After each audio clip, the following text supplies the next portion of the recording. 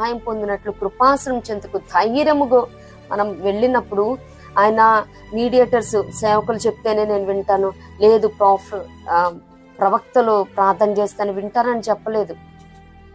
నువ్వు నీ తండ్రికి ప్రార్థన చేయడమే ఆలస్యం. ఆయన నీ మనవి ఆలకించి అంగీకరించి మనవి చొప్పున అనుగ్రహించే దేవుడు అన్నాడు. అలా కానైతే మనం ఇంత చెప్పుకోవాల్సిన అవసరం లేదు కదండి.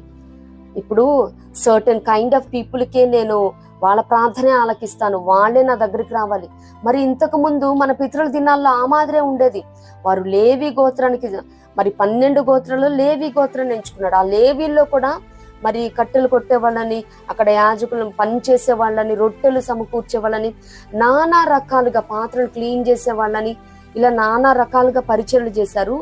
ఓన్లీ ప్రధాన యాజకుడు మాత్రమే మరి ఆవరణాన్ని, పరిశుద్ధ స్థలాన్ని, అతి పరిశుద్ధ స్థలంలోకి వెళ్ళగలిగే యోగ్యత, ధన్యత